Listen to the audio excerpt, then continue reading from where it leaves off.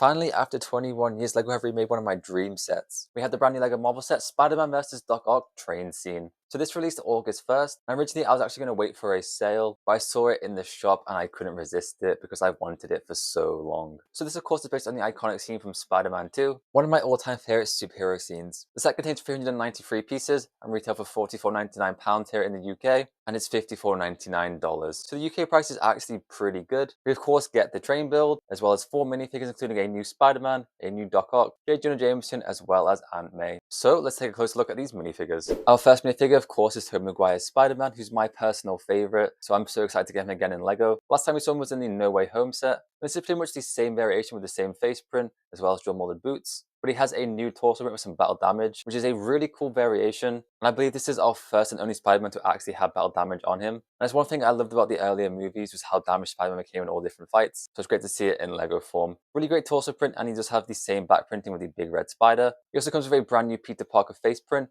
which is so much better than the No Way Home one. I absolutely love it. And then his second face is the iconic one he makes when he's trying to stop the train. So it's so amazing LEGO included that. So a really amazing minifigure. One could say it's spectacular as well. And definitely one of my favorite Spider-Men of all time. I just love this design. Our next minifigure is Doc Ock. And last time we saw him was also in the No Way Home set, but this is such a massive upgrade. He has the same face print, but a brand new torso and leg printing. And it just looks so much better for the character. Originally, I remember the jacket being a lot more green. Maybe that's because of the original fig. But looking back at the movie, it's definitely a darker green. I think this brown colour works for it well enough. And he also uses a different hairpiece which works a lot better. And then here's a look at the second face. Then he has a new tentacle build for his arms, which I think is my favourite Doc Ock arm build. They look so good. And they also have really good posability. We see there's a bunch of different connector pegs, and you can bend and twist the arms and pose them to how you like. And I hope they use a similar design moving forwards. And something else really cool that you can do, you can pose him standing on them just like in the movies and in the comics. Our next minifigure is Jonah Jameson, played by J.K. Simmons, who was so iconic they couldn't even recast him. Now this figure is pretty much a purist custom as it's all reused parts, but surprisingly it actually looks perfect. The face print is super accurate to the movie. I believe it was originally Barty Crouch Sr.'s face, then he has the Michael Scott torso, but works well enough for the minifigure. Then finally we have Aunt May, who has a great face and torso print, as well as some nice back printing. So overall, 4 really great minifigures. I love the new Spider-Man with the updated torso. I'm glad they didn't just reuse the No Way Home one, as well as it's really cool to have a battle damage variant of Spider-Man, as well as the Doc Ock is a massive upgrade over the No Way Home one. Then it's great that they included JJ and Aunt May. Even though obviously they're not in the scene, I would still rather get them than some random civilians, although a train conductor would be really cool. And then let's take a closer look at the set. The only build we get is the train. It was actually a surprisingly great build. I had a lot of fun putting it together. It was actually one of the funnest builds I've done all year. Granted, I have only had like 5 sets. And one thing I really liked about it is that I used a lot of bigger pieces, because I kind of feel like a lot of other sets use a lot of small pieces which kind of pad out the build. But here it was enjoyable throughout. So it's super accurate to the movie and what I assume New York trains are actually like, or at least were like back in 2004.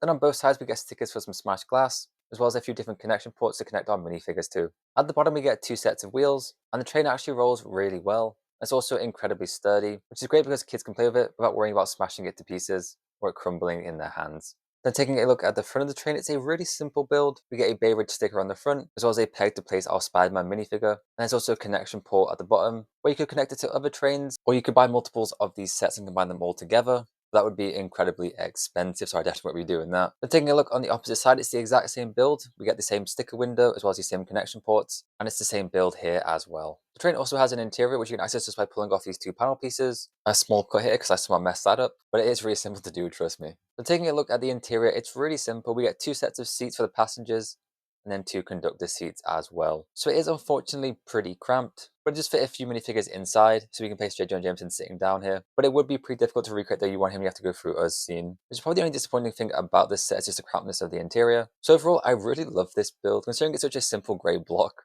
I actually think it looks really good, and it's really fun putting it together. And it's so amazing to get it after all these years of wanting it. Now the set of course does offer some different display options, the best being Spider-Man trying to stop the train, as we can recreate the iconic scene as well as the meme face. So we can place our Spider-Man minifigure at the front here, make sure you have this face print on. Then we get 2 big web builds, which you can clip into Spider-Man's hands and then connect them to pegs on the side of the train. There's one for either side so you can recreate the iconic look, and this is such a fun way to display this set. It looks so good. And then you can place the Doc Ock on top of it, as well as poor Aunt May hanging on the side for dear life. This is an awful day for this poor 8-year-old woman being kidnapped at the bank, and then now this. And here we have the set fully displayed, and it looks really, really good.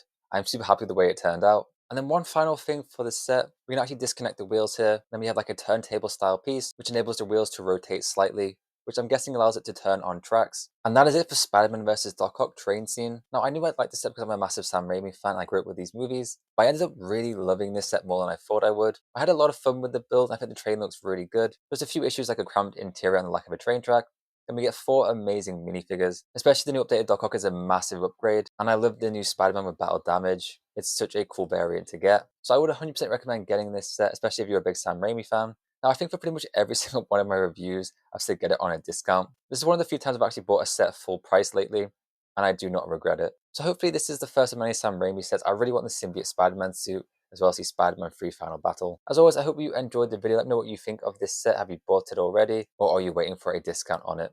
As always, I hope you enjoyed the video. Please remember to leave a like, comment, and subscribe. I'll catch you all next time. Bye-bye.